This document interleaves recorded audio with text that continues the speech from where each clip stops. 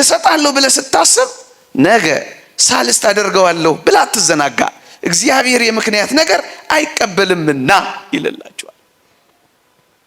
ቀን ቀጥረህ እንዲህ አደርጋለሁ ብለህ ደጅ አስጠንተህ አታድርገው። ስጠው ነው የሚለው።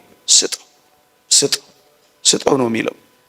በማንኛውም ሁኔታ ውስጥ እንኳን ቢሆን መስጠትን እንድንለማመድ ነው መጽሐፍ ቅዱስ የሚነግረን። በማንኛውም ሁኔታዎች ውስጥ የተወደዳችሁ ኦርቶዶክሳውያን፣ የቆሮንቶስ ምዕመናን ለቅዱስ ጳውሎስ ገንዘብ ያዋጡት ከስረው እያለ ነው።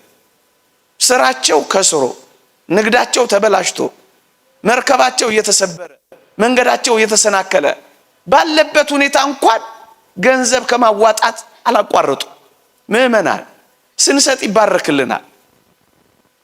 በክርስትና ጥልቅ ትምህርት ማካፈል ማባዛት ነው የሚሆነው። ቀንሳችሁ ስትሰጡ እጅግ ጥልቅ የሆነ መብዛትና መባረክ ነው የሚሆነው። የቀነሰና ያካፈለ ይደመርለታል፣ ያካፈለ ደግሞ ይባዛለታል። ለዚህ ነው በመጽሐፍ ቅዱስ እየነቀነቀ እየጠቀጠቀ በእቅፋችሁ ያስታቅፋችኋልና የሚለው። ለዚህ ነው ምዕመናን አይዟችሁ፣ አይቀንስባችሁ። ሲጀመር የባለቤቱ ነው።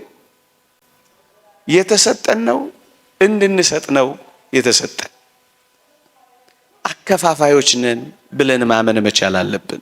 በልቶ ሲጠግብ፣ ለብሶ ሲያረጅ፣ ተጫምቶ ሲያልቅ መስጠት ነው የሚያስበው። ይሄ ስጦታ አይባልም። ጠግቦ ሊደፋው ሲል ይሄ ስጦታ አይባልም። ከጉድለት መስጠት ነው እንደውም የበለጠ ጥሩ። አንዳንዴ ከተማው ቅምጥልነት ውስጥ ያለ ይመስላል።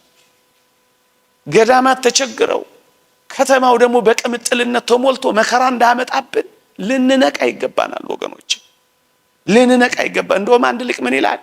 ትልቁ የቤተ ክርስቲያን መከራ ይላል መከራ የመከራ መታጣት ነው ይላል። ቅምጥልነት በዝቶ በክርስቲያኖች መካከል እውነተኛ መከራ ሲጠፋ ያን ጊዜ ነው የቤተ ክርስቲያን መከራ ይላል።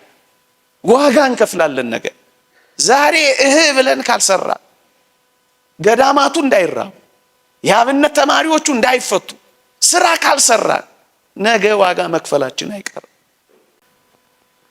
ክርስትና በጣም በሚደቆስበት በዚህ ዘመን፣ ገዳማት በጣም በሚቸገሩበት በዚህ ዘመን የቤተ ክርስቲያን ሁለት ጡቶች የአብነት ትምህርት ቤቶችንና ገዳማትን ካላገዘን እመኖኝ ኦርቶዶክሳዊነት መጥፋቱ አይቀርም።